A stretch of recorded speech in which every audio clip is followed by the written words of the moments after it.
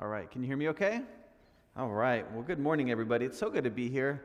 This is my second time actually being here. I was here back in 2018, and it's really nice to be back. And there's a real sweet spirit here. It was just a blessing to worship with you all. Thank you for leading us in worship, and just also there's a real sense of hospitality here too. So I'm just really grateful for the chance to be able to be here to worship with you, to just talk together through God's Word a little bit. And as Pastor Dalen said, my name is Philip. I lead Foster the City. Foster the City is simply a group of churches. We're a coalition of churches working together. Is this okay there? Is it? We all right? All right. We're a group of churches working together simply to provide a loving home for every child coming into the foster care system. Our goal is to raise up foster families and then support for those foster families until there's more than enough to meet the need. And I'm stoked to be here to be with you to share a little bit about that vision, why we believe that's so close to the heart of God, and maybe the best way that I can do that is just to begin with a story or two. Let me tell you about a beautiful little girl. Within hours of this little girl being born, she was placed in the foster care because of some pretty difficult circumstances in her young life. We know, if you look at the statistics, that the outlook on that little girl's future is probably going to be pretty bleak. We know that more than 70% of girls that age out of the foster care system, they'll be pregnant by the time they're 21. A third will at one point be on the streets. About half will have a substance addiction. More than half will have PTSD. Suicidal tendencies for youth in foster care are 4 times higher than that of the average youth. The FBI did a study a few years ago, and they said that 60% of the kids that they rescued from human trafficking here in the States, okay, so that's 60% rescued from trafficking domestically, come directly from the child welfare system, from foster care. I could just keep going. These are just heart-wrenching, heartbreaking statistics. So when we heard about this little girl's story, my wife and me, we talked together and we prayed and we said, man, if there is anything that we can do to help enter into this little girl's story and maybe just help shift the trajectory a little bit, we want to be a part of that. And so we welcomed this little girl into our home and we became our foster parents. And we fostered this beautiful little girl for like almost 4 years, over 1,000 days. We had this little girl in our home, as her foster parents. And partway through her fostering journey, we were actually told by lawyers and social workers that it wasn't going to be possible for her to go back home. The kids we'd fostered in the past, they'd all return back with their biological family. That, if you're not familiar with foster care, that's the goal, is after a season of them getting healthy, being able to see families restored and reconciled back together. That wasn't going to be possible for this little one. And so just over a year ago, we moved from being her foster family to her forever family, and we got a chance to adopt this little girl. This is actually us here. We have a picture of it, I think. This is us here. That little one right there in the middle. Isn't she cute? That little one, that was actually our adoption ceremony. Was during the pandemic, so it was in our living room over Zoom. And that was us adopting our little girl, and those are my 3 biological kids around there. That little girl in the middle, her name is Lucy. And the name Lucy actually means light. And that's exactly what she's been to our family, just an absolute delight and source of joy. The girl never stops smiling. I share that picture with you and I share that story with you in part because we're still kind of reeling over the joy of that, the fact that we get to be her forever parents. And also just show how cute she is. I also tell you that story though, because Lucy was one of 6,000, or is one of, today there are still this many, but was one of 6,000 kids in foster care in the Bay Area. And every one of those kids has a name. And every one of those kids have a story. And their stories matter to God, don't they? And because their stories matter to God, of course their stories matter to us. Let me tell you about a couple other kids. Let me tell you about actually a set of twins. Just like our little Lucy, just after they were born, they were removed from their biological family. They were actually separated. The little girl was placed with a family in the city. The little boy was placed with a family in a more rural area. They both actually grew up, did really, really well. They just grew up with big hearts for what was happening around them. The little girl went into public service. She went into politics. The little boy grew up and he went into the military. He actually became a hero. You've heard of him, in fact. I guarantee it. He didn't become a hero, though, simply because he saved some fellow soldiers. He even saved his country. He went on to become a hero because he went on to save the universe. And this happened a long time ago in a galaxy far, far away. I'll give you a second to catch up. That, of course, is the story of Luke and Leia Skywalker. That's the story of Star Wars. My buddy Krish Kandaya told the story in a TED Talk that he did recently on foster care and adoption. He said, it's really fascinating when you think about it. Luke and Leia are not alone in the film industry. When you stop to think about it, it's amazing how many of our favorite characters from some of our favorite, most well-loved stories have very similar backgrounds. Think about it for a minute. Spider-Man was brought in by his aunt and uncle. Superman was adopted. Do you know James Bond was adopted? Batman, I'm not 100% sure the legal precedent of this one, but he was raised by his butler. I guess that was okay, I guess, somehow, right? But you could just keep on, kids from Lemony Snicket, the kids from Narnia, right? The Pevensies were fostered during the war, right? 11 from Stranger Things. Harry Potter. Harry Potter was fostered by the Dursleys. The Dursleys were not shining examples of foster parents. But nevertheless, right, Harry Potter was fostered.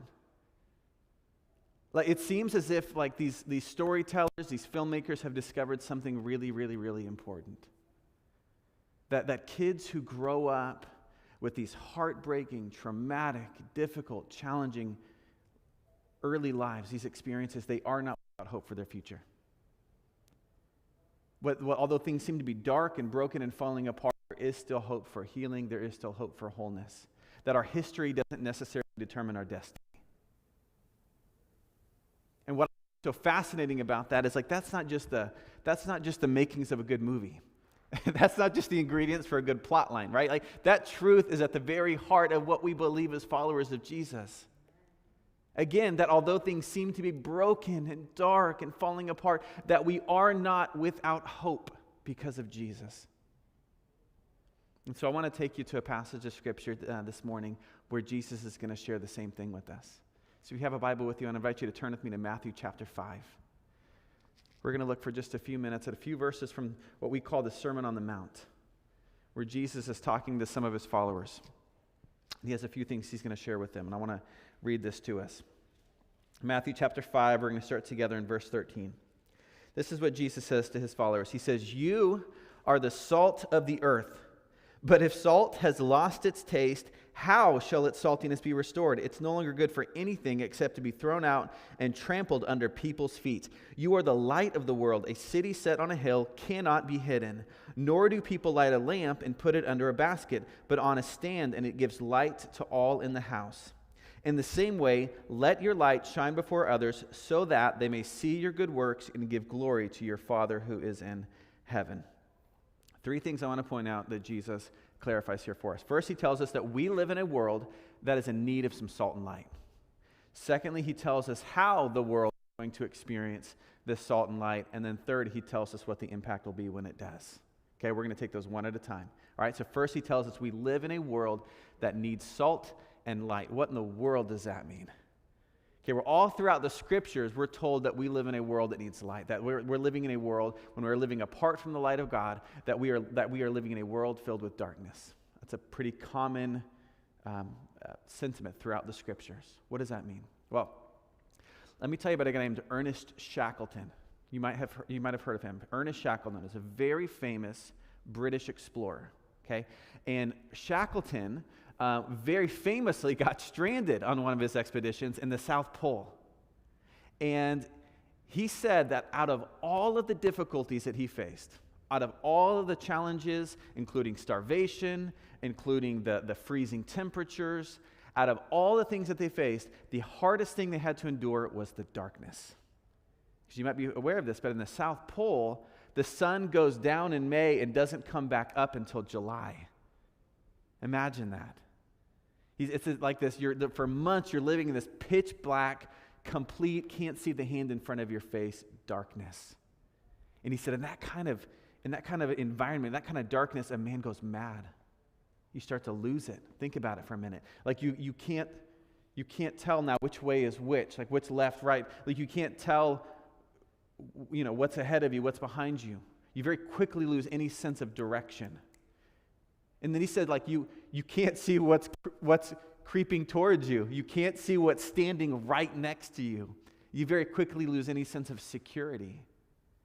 And they said it was so dark you couldn't see the hand in front of your face. You couldn't see yourself anymore. You begin to forget what you look like. He said it's almost as if you begin to lose your sense of identity. So think about that. No sense of direction, no sense of security, no sense of identity. I don't know about you, but that has been true of me in seasons of my life. I said, gosh, like, where am I going? Like, who am I supposed to be? Is everything going to be okay? These are the questions that so many of us have asked, and so many of the folks out there in our city are asking. Who am I? Where am I going? What is this all about?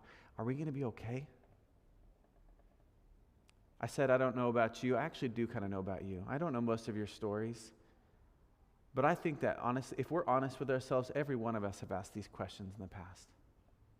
This isn't just true of physical darkness. It's just true of spiritual darkness when we're living apart from Christ. And again, to at least some degree, every one of us have experienced this, or perhaps even maybe experiencing it right now. Again, I don't know you. Perhaps you're coming to Millbrae Bible and you're just exploring. You're trying to figure out who Jesus is, what this faith is all about. Trying to figure out if there's some hope out there. But every one of us, to at least some degree, to at least some extent, understand this to be true. I'll even give you a reason, a very small reason why I believe this to be true. Tim Keller talks about this in his book, King's Cross, which is a fantastic book if you haven't read it. But he says, think about the stories that we love the most, the stories that we tell over and over and over again the most. He said, why is it that every generation tells the same story over and over again of a damsel in distress, like locked away up in some tall tower, enslaved by an evil dragon or something. And when all hope seems lost, it's dark, everything's falling apart, all hope seems lost, in comes riding a knight in shining armor. And the knight in shining armor does battle against the evil one. And then comes and rescues that damsel. And together they ride off and happily ever after. Why is it that we resonate with that story so much? Why is it that generation after generation tells that same story? We just happen to repackage it and maybe change some names and change some settings, but it's the same story. Don't we realize this is the story of Jesus? This is the story of the gospel. Think about how often we tell that story. Sleeping Beauty. Sleeping Beauty reminds us that death is not the end, right? That one day a knight in shining armor is going to come and do battle against the dragon and then come and kiss us and wake us up out of our sleep. Cinderella. All right, Cinderella reminds us that one day a prince is going to come and rescue us from a life of oppression, and he's going to make us his bride. He's going to make us royalty. Right?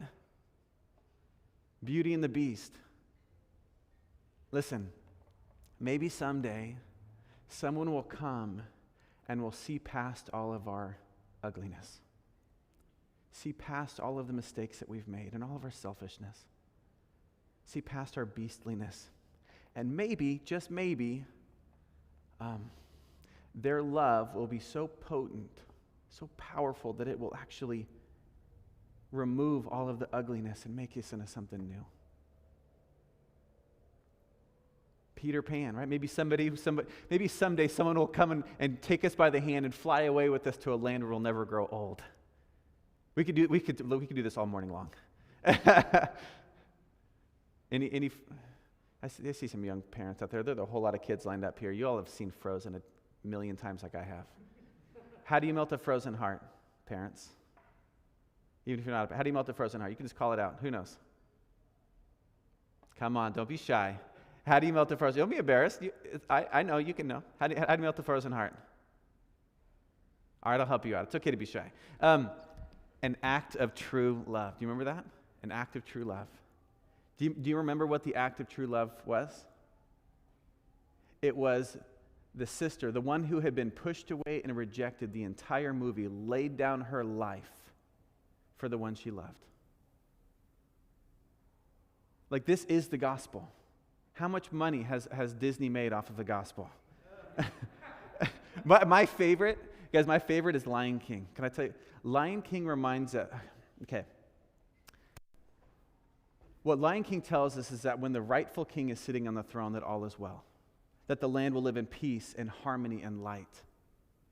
But when the evil one comes and takes the throne, that everything falls apart. And the reason why I think this one is so fascinating is because when the animators of Lion King actually animated the scenes when Scar was on the throne, you guys remember, they actually animated it as dark. Do you remember that? It was dark and it was desolate. But do you know what Lion King also tells us? That one day the son of the king is coming back. And when he does, he's going to do battle against the evil one. And he's going to take back the throne that rightfully belongs to him. And when he does, the rain is going to come. It's going to wash away the desolation. The sun is going to break through, and all will be made new. Listen, when my little girl, when little Lucy, my 5-year-old, when she comes to me one day and says, "Daddy, I wish that there was a real prince who would make me a princess. I wish there was a real knight in shining. I wish there was a real Superman with power to fight evil. I wish there was a real prince." You know what I can tell her? I say, "Oh, baby, the stories are true. The stories are true. There is a real prince. There is a real knight in shining armor. There is a real light that is breaking through the darkness, and his name is Jesus." Could it be that we so resonate with these stories because we know that this is ultimately what we need? This is what we most so desperately desire, is that light that is breaking through the darkness. It is going to make all things new.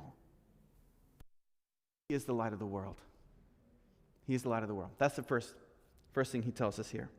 But Jesus also tells us here how the world is going to experience his light. He says here in verse 14, he says, "You are the light of the world," talking to his followers. "You are the light of the world. A city set on a hill cannot be hidden." Now, if you're paying attention at all, that might be a little confusing because I literally just told you Jesus is the light of the world. And then Jesus says, "You are the light of the world," which can be a little bit confusing unless you just keep reading, because in the next couple of verses, he clarifies what he means. Because he tells us what kind of light you and I actually are. Jesus doesn't say, "You are the light of the world. You're like the stars. You're like the sun," like something that actually is, in and of its essence, light. He says, no, you're like a lamp. You're like a lantern, in other words. And lanterns aren't made of light. Lanterns hold light.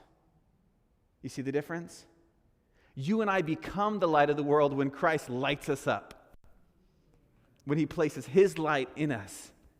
And for the last 2,000 years, we've seen time and again what this can look like. In fact, if you go all the way back to the beginning, right, the beginning of the very earliest church, you've got Jesus who has lived a sinless life.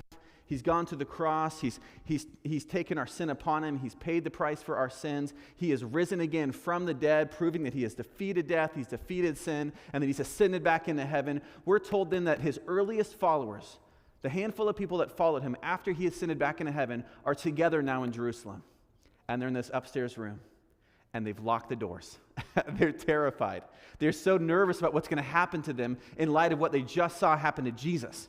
So they're terrified. They're huddled up in this upstairs room, and they're praying together. And as they're praying, we're told that the Holy Spirit of Christ comes and descends upon them in this visceral, potent way. So potent, in fact, it's as if tongues of fire come and light on each one of the ones who are praying. And when that happens, they're lit up, and their fear melts. And they're given this new, relentless passion and purpose. And they go and they unlock the doors, and they go down the stairs and out into the streets, and they start sharing the message of Jesus with anybody who will listen. And they start loving their neighbors in these unprecedented ways. And Jerusalem was lit up.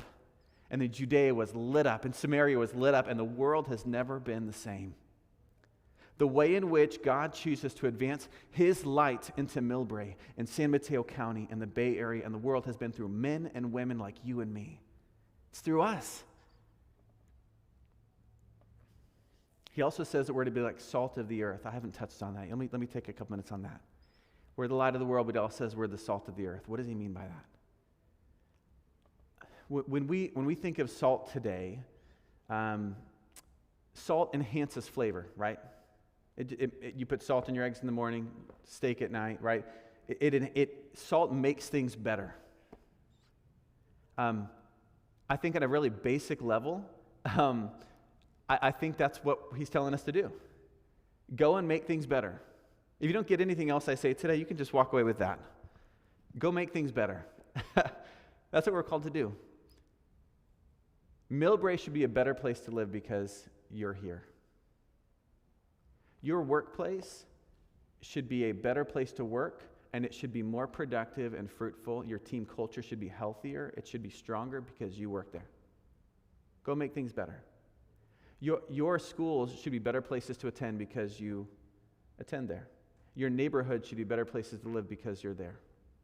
Parties should be more fun because you showed up. For real. Parties should be better because you arrived. Go make things better.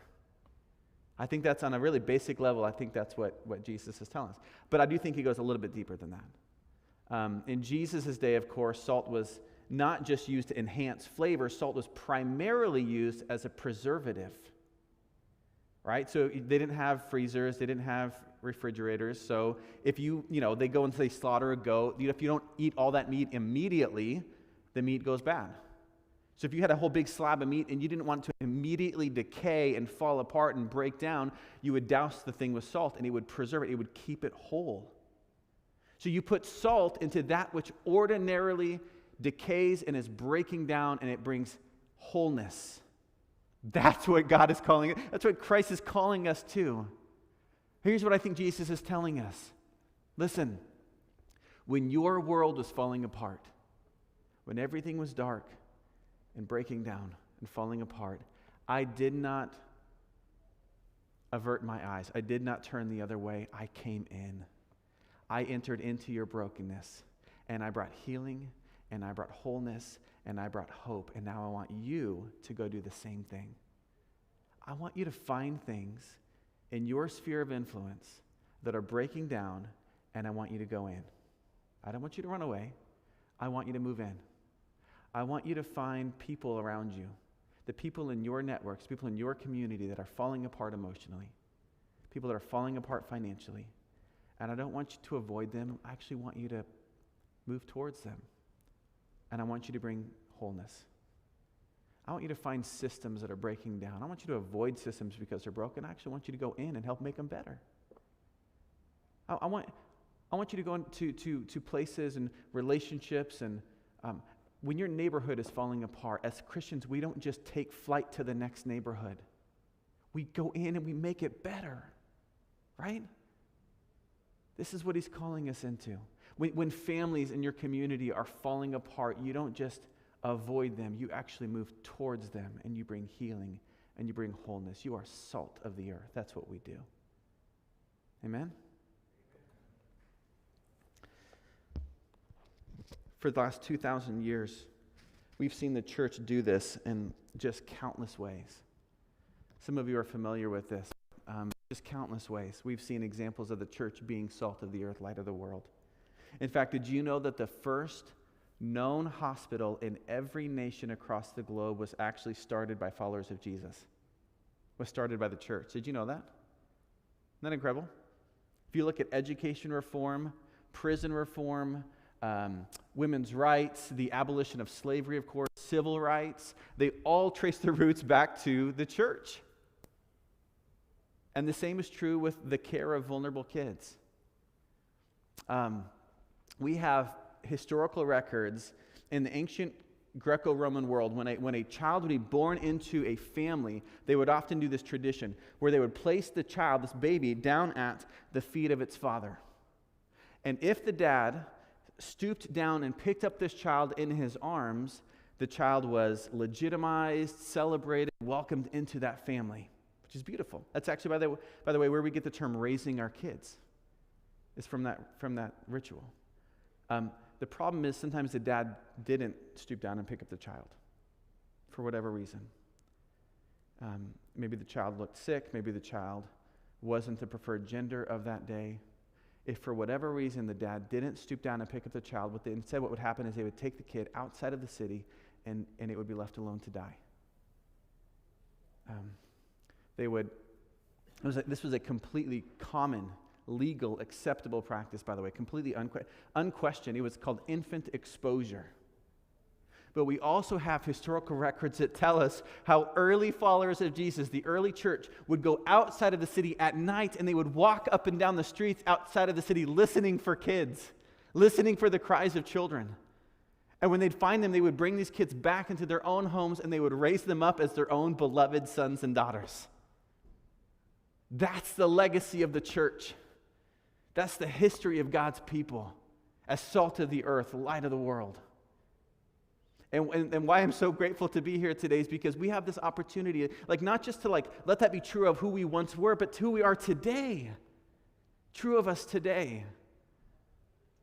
About 7.5 years ago or so, my wife and I became foster parents. And just started welcoming in kids into our home, kids who had been neglected or abused or had gone through some kind of trauma, and kids and families that were in crisis. And so we started welcoming in these kids, and just they broke our hearts what these kids had gone through. And at the time, I was pastoring a small church in San Jose. So early in 2015, shortly after we became foster parents, I stood in front of our church and I said, hey guys, what if as a church community, together we move towards kids and families in crisis? And we came up with all these ways that we were going to do that. And as we began to move towards vulnerable kids and families in our little community, we began to build relationships with social workers. And so at one point, a social worker asked for a meeting, and we sat down in my office, and she said, hey, we like working with the church. This is great. This is cool. She said, but here's the reality, Philip. She said, the reality is, in the Bay Area, we are in an emergency crisis. And that was the phrase she used. We are in an emergency crisis. She said, today there are more kids coming into foster care than we have homes that are ready for them.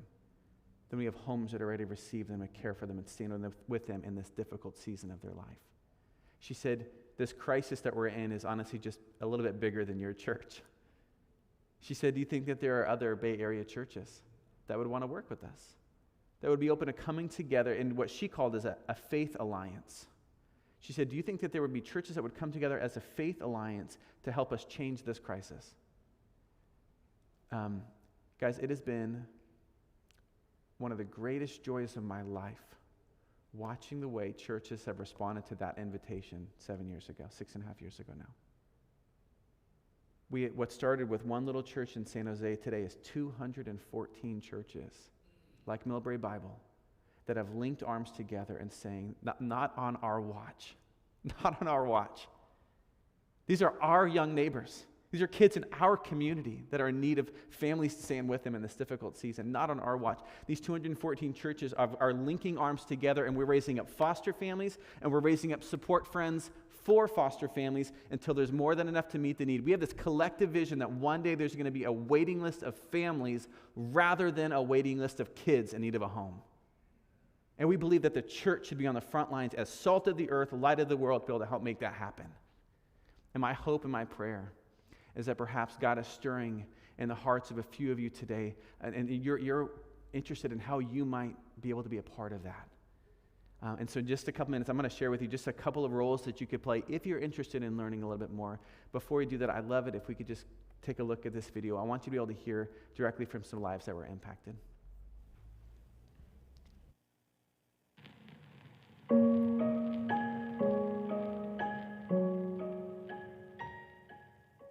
Addiction is such a big thing, right? Like, it's such a problem now, and it's something that always has a tendency to get swept under the rug for a long time. It's not dealt with, and a lot of people are not around to try to help or anything. So, by the time you get caught, you're so far into it that it's like you want to stop, but you just can't.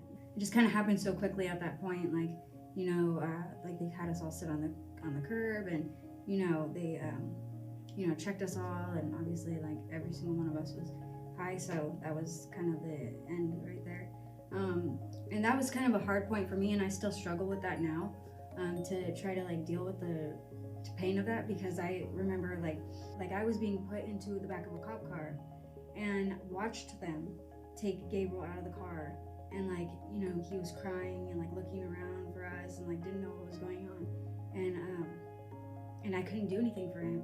But yeah, that was definitely one of the hardest things for me too, was like having to hear him cry and like imagine like him being so scared and like lost, and you're supposed to be there as the parent to like be there to protect him and to make sure that he's going to be okay, and to not be able to have any access to him was really, really hard. It was a Friday, and we got a call for like an 11-month-old baby boy, and we knew that we wanted to continue to foster. We knew that we wanted to support and champion a biological family to reunification. That was something that we had talked about. I had left my job, I was home, that's what we were going to do as a family. And so we went over down the street from our house and picked up Gabriel. I thought this family was just going to try to take him like forever, and like I was never going to get my kid back, or that they were going to get so attached to him that something was going to happen and I was going to not get him back. They invited us to go to church, and we went the day that I got out of rehab. And at first, like we said, it was just to get more time with Gabriel, and then it turned into so much more. This was definitely a whole new experience and a whole new opportunity for me to learn about Christ and to learn about God's love. It almost felt like there was like a hand on us at that point, and it just, I can't even describe it. Like it just, that day was kind of the turning point for everything. Like we just chose that we were gonna go and try to follow Christ, and like try to walk in Anna and Stephen's footsteps, and try to get our little boy back. It was kind of around that time where we really started to notice and see that they cared about our son like the way that we cared about him, like the way that we loved him. And the first overnight was really hard. I mean, we had Gabriel like, it was like from like in the afternoon or something like that, from like 2 o'clock, and then the evening's coming and he's starting to get a little restless, and he was totally like freaking out, like at that point. Like he started to get like really upset, and like he was crying. So finally at that point, like I had to make a decision. Like it's like 10 o'clock at night, and he's still crying, he's not eating, he's not nothing, like like he doesn't want me right now,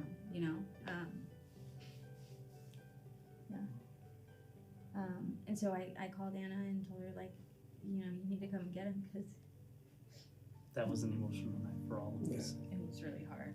I remember standing in Kenny's Doorway, and we were all just. I think we all cried. We were all crying. So they came and got him, and he like totally stopped crying as soon as he saw him.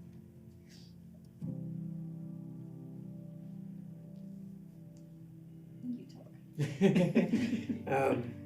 But I just think it's another great example of like how through our relationship, like through communication, through transparency, through vulnerability, like how we've been able to come together for Gabriel's sake, and like how it's drawn us closer together as a family. He was even more full of like more love, like he had more people like to care about him and love him, and to have like 2 moms and 2 dads, it's hard to accept that at first, but after you do, like this family's there for you, like to encourage you to do the right thing. And if you don't do the right thing, like if you mess up, like they're there to help you through that too. So on May 23rd, 2018, we got Gabriel back. He reunified with us at that point, and I remember Anna showed up to court, and she was there, and she was excited for us, and we were just thrilled that we got him back.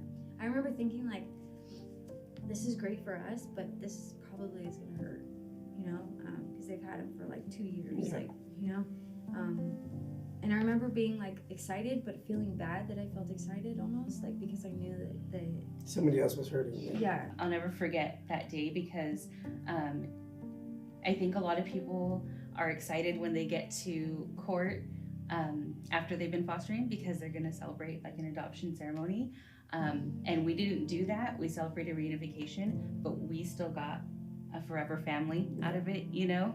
You know, we couldn't have done it, like, had it been any other foster family that didn't offer us the support and the willingness to be a part of, like, our struggle and, like, kind of really get down in the trenches with us and kind of really work by our side and, like, to, you know, to be there to help lean on and to support us. I mean, I don't know if we could have done it. I mean, I'm confident that I still would have been able to be successful in completing everything that the county asked me to do, and you know, but I don't think that I would have had the reward of like having such an extended family and this beautiful family like that I get to be a part of like forever. I mean, like I can't wait for us all to go to like Gabriel's like graduation together, and you know, like you know his wedding, and like you know like all these beautiful memories like that we'll be able to continue to like have and like share between each other.